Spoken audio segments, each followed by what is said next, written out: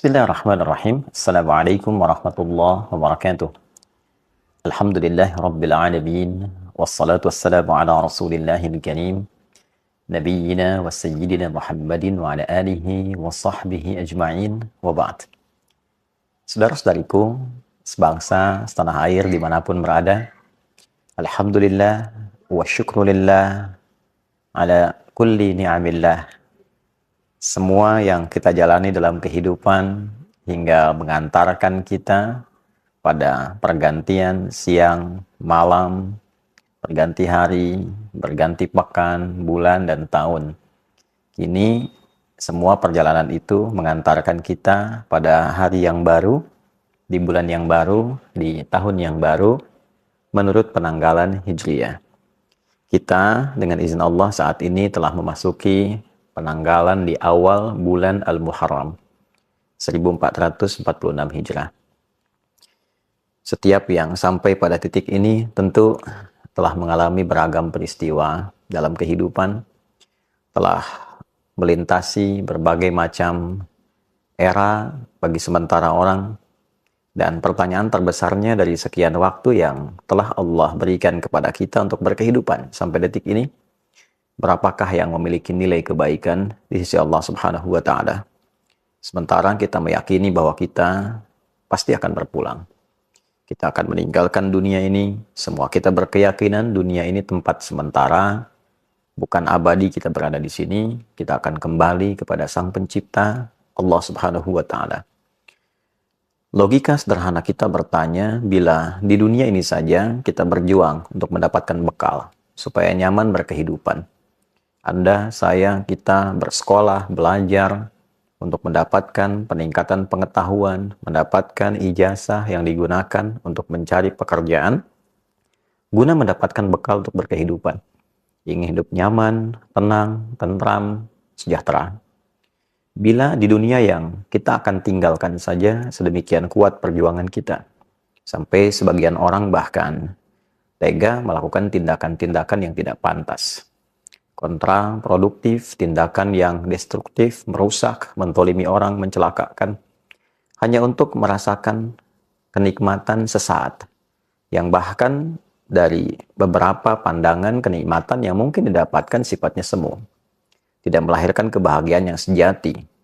Dapat harta banyak, hasil korupsi, walaupun terasa banyak, tapi tidak menyenangkan, tidak membahagiakan, gelisah, gak enak, hasil nyogok, hasil judi, tentu akan berpengaruh pada keadaan dalam jiwa. Poinnya adalah, untuk mendapatkan yang sementara saja begitu luar biasa, sungguh-sungguh, serius, dengan segala apa yang tadi diungkapkan, maka bagaimana dengan persiapan kita untuk kembali ke tempat yang abadi, menghadap kepada Pencipta kita, Allah Subhanahu wa Ta'ala, yang akan mengevaluasi seluruh ragam kegiatan kita dalam membawa misi kehidupan di muka bumi ini. Tentu penting mendapatkan waktu untuk berkontemplasi, untuk merenung, untuk mengevaluasi perjalanan hidup kita. Dalam bahasa keagamaan sering disebut dengan muhasabah, untuk melakukan satu titik kembali mengevaluasi seluruh kegiatan hidup kita, guna mendapatkan satu pencerahan yang membuka jalan hidup baru untuk menata kegiatan-kegiatan yang lebih bermanfaat. Allah Subhanahu wa Ta'ala menjadikan dari setiap perjalanan kehidupan kita itu beberapa waktu khusus tertentu yang dapat kita gunakan untuk mengevaluasi diri, guna membenahi kembali nilai-nilai kehormatan kita di hadapan Allah yang mungkin telah berkurang atau bahkan sebagian rusak karena perilaku manusia sendiri yang merusak. Pandangan yang seharusnya melihat yang baik, rusak cara pandangnya karena seringkali digunakan menatap yang tidak baik. Demikian lisan yang seharusnya berkata yang mulia sehingga terjaga kehormatan, maka runtuh kehormatan itu karena seringkali digunakan pada pembicaraan yang tidak elok. Demikian tangan sampai ke ujung kaki. Maka mesti ada waktu-waktu khusus untuk mengembalikan kehormatan kita di hadapan Allah Subhanahu wa Ta'ala. Mengevaluasi kembali. Kata hormat sesungguhnya berasal dari bahasa Arab, yaitu hurmah. Satu keadaan atau bahkan menjadi hukum yang menjaga kita agar selalu tampil terhormat disebut dengan haram. Haram sebagai hukum dihadirkan dalam agama sesungguhnya bukan sekedar untuk mencegah, tapi lebih kepada menjaga kehormatan kita dengan mencegah berbagai tindakan yang bisa meruntuhkan kemuliaan itu. Sehingga manusia terjaga dalam kehormatannya, tampil dalam kebaikannya. Mengapa berdusta itu haram? Karena saat seseorang berdusta, runtuh kehormatannya. Mengapa mencuri, korupsi, menipu itu haram? Karena ketika seseorang melakukan tindakan demikian, maka runtuhlah kehormatannya. Bukan hanya di hadapan Allah Subhanahu wa Ta'ala, tapi juga di hadapan makhluk, di hadapan manusia, orang-orang sekelilingnya. Allah memiliki sifat Rahman dan Rahim, sangat sayang, begitu mendalam pada hambanya, sangat mengasihi, begitu luas kepada makhluknya. Itulah yang menjadikan Allah selalu ingin menjaga kita dalam kebaikan. Bila tangan ini pernah salah melakukan tindakan, maka harus dijaga dan dikembalikan kepada fungsinya yang baik, sehingga kehormatan tangan itu terjaga dengan baik sampai pulang menghadap Allah. Diri kita diciptakan baik, Allah inginkan pulangnya pun baik dan terhormat. Itu poinnya. Maka segala yang diharamkan itu disebut dengan muharram. Dusta itu muharram. Mencuri itu muharram. Berjudi mau offline mau online itu muharram. Hukumnya haram. Bila kita ingin meninggalkan seluruh perbuatan-perbuatan itu, mencoba mengevaluasi, menepikan yang dilarang, menjaga kehormatan, mengembalikan pada kemuliaan, berpindah pada tempat dan keadaan yang lebih baik, maka di antara rumusnya kita bisa tambahkan al pada kata itu. Al-Muharram memberikan kesan kepada kita bukan hanya menjadi bulan pertama, nama bagi bulan pertama dalam penanggalan Hijriyah, tapi juga memberikan sebuah kesan korektif, sebuah pesan evaluasi bahwa mengawali waktu, mengawali bulan, mengawali tahun yang baru itu hendaknya dimulai dengan perenungan mendalam untuk meninggalkan segala sesuatu yang tidak baik yang biasa dilakukan oleh bagian tubuh kita. Ketika kita bisa meninggalkan segala yang terlarang itu dan merubah menjadi lebih baik, mata melihat yang terlarang kita alihkan pada yang baik. Demikian telinga mendengar yang dilarang kita alihkan pada yang baik. Lisan sampai ujung kaki. Dimulai dari Al-Muharram. Sehingga ia berpindah pada kebiasaan baik. Meninggalkan kondisi tidak baik. Menjadi baik, itulah hijrah yang sejati. Bukan sekedar berpindah tempat, tapi berpindah keadaan dari yang dilarang oleh Allah, yang tidak disukai, kepada kondisi yang terhormat, yang baik. Itulah hijrah. Bila kita ingin ikut itu dan melekatkan sifat di dalamnya, maka tambahkan ya nisbah. Hijrah, tambahkan ya nisbah sebelum akhirnya, maka dia menjadi hijriyah. Kalender hijriyah dihadirkan kepada kita, diawali dengan Al-Muharram. Bukan hanya menunjukkan sebuah nama dan waktu, tapi ingin memberikan kesan mendalam, renungkan dirimu. Apa belum cukup waktunya engkau untuk kembali mengoreksi diri, menguatkan imanmu, dan mencari bekal untuk menghadap Allah Subhanahu wa Ta'ala? Alam ya'ni lilladzina amanu an tahsha'a qulubuhum li dzikrillah wa ma nazala minal haqq. Demikian Allah bertanya di dalam satu rangkaian surah Al-Quran yang sangat mendalam. Apakah belum tiba masanya bagimu, duhai yang merasa beriman khususnya kepada Allah, untuk kembali menampilkan kekhusyuan dalam jiwamu demi mendekat kepada Allah Subhanahu wa Ta'ala, menjaga kehormatanmu.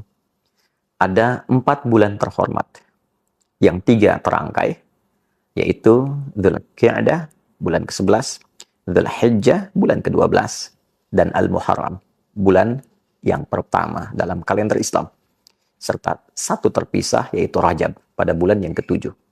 Sekarang kita berada di awal tahun. Kita berada di 1 dari 4 bulan mulia itu. Dan disitulah berlaku hukum Quran surah ke-9 ayat ke-36. Inna iddatasy syuhuri 'indallahi 12 syahran fi kitabillah yauma khalaqas samawati wal arda minha arba'atun hurum. Dzalika ad-dinul qayyim fala tadhlimu fihinna anfusakum. Al-ayat.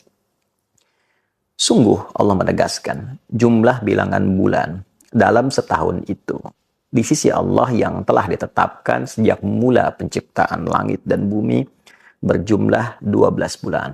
Setahun ada 12. Dari 12 itu ada 4 bulan utama yang desainnya untuk menjaga kehormatan. Desain muhasabah, evaluasi, koreksi diri. Maka jika Anda telah hadir dari 4 bulan itu, maka kata Allah, فَلَا تَظْلِمُوا فِيهِنَّ أَنفُسَكُمْ. Maka berusahalah untuk mengoreksi diri. Jangan berbuat maksiat. Tinggalkan yang dilarang. Jangan berbuat zalim pada diri sendiri. Berkata kotor itu zalim pada lisan. Berkata yang tidak baik, zalim pada lisan. Memandang yang tidak bagus, zalim pada mata. Mendengar yang tidak mulia, zalim pada telinga. Fala tazlimu fihinna anfusakum. Jangan sekali-kali engkau mencoba menzalimi dirimu di waktu-waktu itu. Nah, itulah ketentuan agama yang benar. Ya, Allah menyampaikan dzalika dinul qayyim. Sebelumnya, ketentuan agama yang benar itu di antara pembuktiannya adalah penjagaan terhadap perilaku kita untuk tampil lebih mulia. Ini yang tampak di hadapan Al-Quran. Definisi kemuliaan di hadapan Allah adalah ketika akhlak kita dapat terjaga yang dihasilkan dari pendidikan ibadah kita kepada Allah Subhanahu wa taala. Itu yang menjadikan suksesnya salat seseorang itu ketika tampak baik akhlaknya. Tanha 'anil fahsya wal munkar. Salat sekian banyak rakaat, sekian panjang dibacakan, tapi tidak merubah perilaku menjadi lebih baik, maka itu hanya sekedar memenuhi rukun syarat untuk naik turun, tapi tidak menjaga kualitas dan kekhusyuan di dalamnya. Untuk itu, saudaraku, sekali lagi, saya Andi Hidayat ingin memohon maaf demi memberikan contoh pertama pada diri pribadi sebelum mengajak siapapun. Saya memohon maaf kepada saudara-saudariku dimanapun berada. Bila selama ini Anda pasti mendapati hal yang kurang wajar untuk kami tampilkan. Boleh jadi didapati kata-kata yang tidak elok untuk disampaikan. Saya memohon maaf dengan segala kerendahan hati bagi berbagai pihak yang mungkin merasa kurang berkenan atau bahkan tersinggung dengan rangkaian kata-kata yang pernah saya ungkapkan selama berkehidupan sampai detik ini. Boleh jadi ada cara pandang yang kurang baik yang pernah kami tampilkan, yang dengan itu mungkin berpotensi menyakiti ataupun juga melahirkan pandangan-pandangan yang tidak elok. Saya dengan segala kerendahan hati memohon pintu kemaafan dan juga memohon doa semoga Allah Subhanahu wa taala senantiasa memberikan bimbingan, ampunan dari berbagai macam dosa yang dikerjakan dalam kehidupan. Dan sekali lagi saya mengajak setelah itu kepada kita semua, mari kita isi tahun baru ini untuk meningkatkan ketakwaan kita kepada Allah Subhanahu wa taala, saling mendoakan, pemimpin dengan rakyat saling mendoakan, pimpinan di kantor dengan karyawan saling mendoakan, dengan tetangga kita saling mendoakan supaya negeri ini tentram, damai, baik. Setelah itu saling mensupport dalam kebaikan. Mari kita bangun bangsa, bangun negeri dengan segala kemampuan yang Allah titipkan kepada kita dan niatkan ibadah supaya mendapatkan poin di sisi Allah Subhanahu wa taala. Dan semoga tahun ini berkah untuk kita semua. Berkah untuk keluarga, berkah untuk umat Islam khususnya, berkah untuk negeri kita tercinta Indonesia.